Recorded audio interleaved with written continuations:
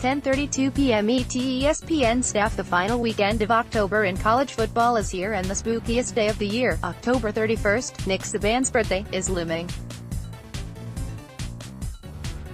Here's what the outcome of each top 25 game means. Jump to Top 25 Games Best of Week 9 Best of the Week. LeBron gives props to Ohio State. You can take the man out of Ohio, but you can't take Ohio out of the man. South Dakota goes all out for College Game Day. The show's first trip to Brookings did not disappoint, just two Tigers in love outside of Tiger Stadium before Saturday's LSU game against Auburn. There was a real live wedding right there on top of a party bus, with purple and gold rings and cake and people wanting the officiant to talk louder and all. They just had a wedding, y'all. pic.twitter.com/K52UVONO, Connor O'Gara @CJOGara, October 26, 2019. The best from Brookings, Hard II, the next Lee Corso and Kirk Herbstreit.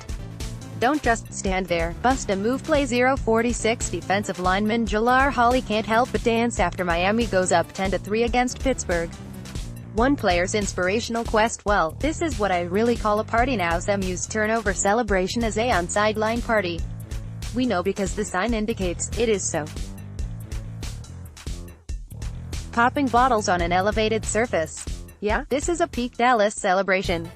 pic.twitter.com/YOR2VMD8KG, Ben Baby, @Ben Baby, October 25, 2019. Gumdrop, anyone.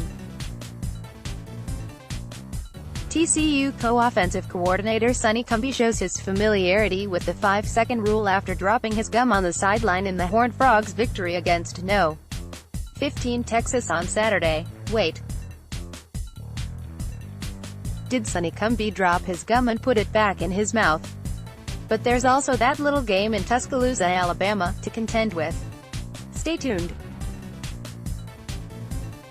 To whom it may concern. pic.twitter.com/Kingry6x9za, Minnesota football, @Gopher football, October 27, 2019. Slip slid in a way. Just because it's cold and rainy in Ann Arbor, Michigan, it doesn't have to be miserable. Slip and slide fun in Ann Arbor. Cloud with rain, face with tears of joy. pic.twitter.com/53zax9m3, ESPN, @ESPN, October 27, 2019. How'd they do that? It was a good day if you enjoy incredible plays by receivers. There was this one in San Jose State Army, play 051. San Jose State's Bailey Gaither reaches over the back of the Army defender and tips the ball to himself, finally gaining control of the ball as he falls to his knees just inches from the back of the end zone. One in Liberty Rutgers, play 030. Liberty WR Antonio Gandy Golden hauls in the one-handed catch, then fights off the defender for the touchdown. And this, from Texas A. One more from South Carolina, Tennessee, play 048. South Carolina QB Ryan Hilinski tosses to Brian Edwards, who rises up and makes a remarkable one-handed grab just shy of the goal line. Top 25 games, what the results mean. No. 1 Alabama 48, Arkansas 7. No 2. No problem? Well, not exactly. Give Mac Jones credit. He stepped in at quarterback for an injured Tua Tagovailoa and executed the offense as well as could be expected against Arkansas, completing 18 of 22 passes for 235 yards and 3 touchdowns. But with number 2 LSU coming in 2 weeks, Alabama needs Tagovailoa healthy. He wore a walking boot on the sideline Saturday and is expected to be back practicing soon. In the meantime, having Jones feels like a solid enough plan B. Alex Scarborough, number 2 LSU 23, no. 9 Auburn 2-0 LSU has been lighting up scoreboards and outscoring everybody this season, but the Tigers proved Saturday that they could grind out a game as well. LSU had scored at least 42 points in 6 of its 7 contests entering the game against an Auburn D buoyed by one of the best defensive lines in college football. But even with a couple of costly turnovers, and being stopped at the goal line on downs, LSU showed its grit and will now get a week off before going on the road to face Alabama on November 9 in a game that should rival the Alabama-LSU showdown in 2011. Auburn has the defense to play with anybody in the country, but the Tigers simply haven't been good enough or consistent enough offensively in their 2 SEC road losses this season to pull out those games. But then, that's often the case when you're playing a true freshman quarterback. The brutal schedule has also worked against Auburn, and it doesn't get much easier. The Tigers still have to face Georgia and Alabama at home in November. Chris Lowe, no. 3 Ohio State 38, no. 13 Wisconsin 7 The Buckeyes passed their toughest test of the season and once again looked like the most complete team in college football. They certainly have the nation's best defender in end Chase Young, who dominated Wisconsin. The Badgers showed you can hit Justin Fields, but they couldn't slow down the Buckeyes quarterback, or explosive backfield mate J.K. Dobbins, who is on his way to a huge junior season. The triple threat of Fields, Dobbins and Chris Olave on offense, and the Young-led defense, which barely resembles the unit we saw last season, sends Ohio State into November as an overwhelming favorite to return to the playoff for the first time since 2016. For Wisconsin, the inability to block Young or generate a consistent first-down rushing attack severely limited its options on offense.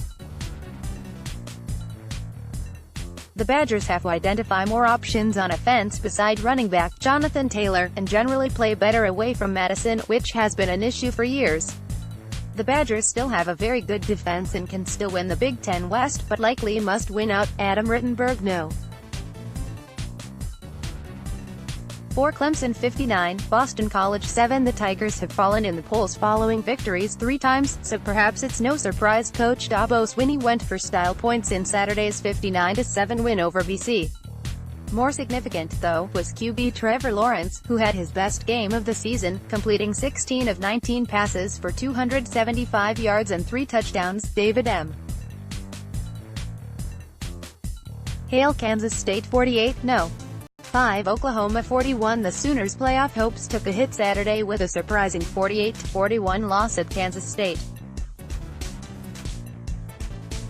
The much-improved defense looked anything but for large stretches of the game and gave up a whopping 6 rushing touchdowns after having allowed that many in the first 7 games combined. The Sooners' defense was inconsistent, too. OU is left with no margin for error if it hopes to return to the playoff. The Sooners must win out. That means beating Iowa State, winning road games at Baylor and Oklahoma State and, of course, the Big 12 title game. Sam Kahn Jr. Number 6 Penn State 28, Michigan State 7 Coach James Franklin said after Penn State beat Michigan State that the bye week is coming at a good time for his team so it can get healthy and rest after a tough 3-game stretch. Minnesota is next on the schedule, and the Nittany Lions have found a good balance of offense and defense in the past few games, particularly against the Spartans. At 8-0, neither Franklin nor his players will look too far ahead, but there is potential for this team to find itself undefeated when it visits Ohio State on November 23 in a matchup that could determine who gets a berth in the Big Ten championship game. Tom Van Haren, no. 11 Oregon 37, Washington State 35 survive and advance. Oregon's playoff hopes appeared dashed once Washington State took the lead with a minute left, but a memorable winning drive will keep the Ducks in the conversation for at least another week. It will still take a lot of work for the playoff to become reality, starting with a trip to USC, where Utah tripped up for its only loss of the season. Kyle Bonagura, no. 12 Utah 35, Cal 0 Since losing to USC, Utah has been the most dominant team in the Pac-12 and still factors into the playoff conversation. A problem for Utah is that it doesn't really have a signature win to point to, and there aren't any ranked teams left on the regular season schedule. The Utes are also in a weird spot because even if they win out, they still need USC to lose, though the second part seems inevitable. Kyle Bonagura, no. 19 Michigan 45, no. 8 Notre Dame 14 The Michigan panic level has ratcheted way down after a dominant victory over Notre Dame. And considering this is the final game in the series between the rivals until 2033, there was plenty to be happy about in the aftermath. So much was made about Jim Harbaugh's record against top 10 teams headed into the game, especially after disappointing performances against Wisconsin and Penn State earlier in the season. He's now 2-10, for the record. But with a ground game that essentially did whatever it wanted and quarterback Shea Patterson gaining confidence, spirits have to be high headed into the final stretch of the season. Michigan travels to Maryland next weekend in a game where the Wolverines will be heavy favorites, before setting up to play rivals Michigan State and Ohio State. Though a Big Ten championship might be out of reach, there is plenty to play for, and finishing 10-2 with wins over their three rivals in one season would quiet plenty of doubters. The Irish played their worst game of the season at the absolute worst time against rival Michigan, all but ending any sliver of hope they had to sneak into the college football playoff. Nothing went right, starting with the offense, where Ian Book looked out of sorts all night, and their running game could never get going against a Wolverines defense that gave up 359 yards rushing to Wisconsin. The Notre Dame defense wasn't much better, giving up over 300 yards rushing. The Irish will still have an opportunity to get to 10 wins and an at-large berth into a New Year's Six game, with matchups left against three ACC teams, plus Navy and Stanford. Expect them to be favored in each of those games. But after such a demoralizing loss, where will Notre Dame find motivation down the stretch? Andrea Adelson, TCU 37, no. 15 Texas 27. The Longhorns are trending in the wrong direction. After a 4-1 start, Texas has lost 2 of its past 3 and was a Cameron Dicker field goal against Kansas away from a 3-game skid. On Saturday, TCU intercepted Sam Ehlinger a career-high 4 times, and the banged-up Texas secondary got picked apart by a freshman QB, TCU's Max Duggan. The Longhorns' path to a Big 12 title game berth is now an uphill one after the loss to the Horned Frogs, but if they don't start playing better, quickly, it'll be a moot point. Sam Conn Jr.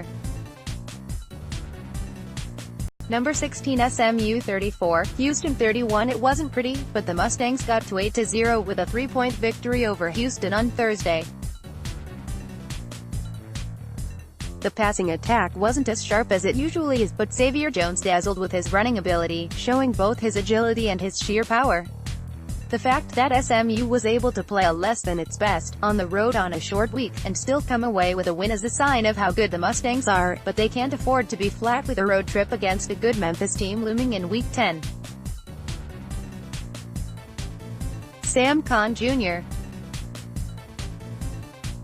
Number 17 Minnesota 52, Maryland 10. With Minnesota's convincing win over the Terps, and Wisconsin suffering its second loss earlier in the day, the Golden Gophers gained further separation in the Big Ten West.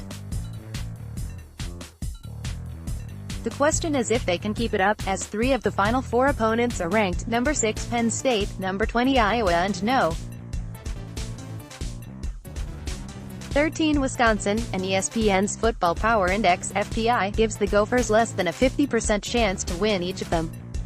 Heather Dinich, number 20 Iowa 20, Northwestern 0. The Hawkeyes' defense was the difference, holding scoreless Northwestern to 64 rushing yards. Iowa has yet to earn a statement victory, but has an opportunity to play spoiler in the Big Ten West.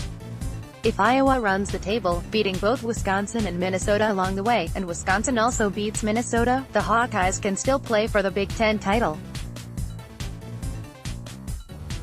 The only remaining game ESPN's FPI doesn't favor Iowa to win is November 9 at Wisconsin, 20.2%, Heather Dinich no. 21 Appalachian State 30, South Alabama 3. The App State defense was a question mark early in the season, but it has rounded into form, to say the least, allowing just 17 points in 3 games. The Mountaineers outgained the Jaguars 445-139, cruising in soggy conditions. Now only one more game, a Halloween night visit from Georgia Southern on ESPNU, remains before one of App State's biggest ever games, a trip to South Carolina that could have massive New Year's Six Bowl implications. Bill Connolly, Oklahoma State 34, number 23 Iowa State 27. There are no weeks off in a Big 12 as balanced as this. Oklahoma certainly learned that the hard way in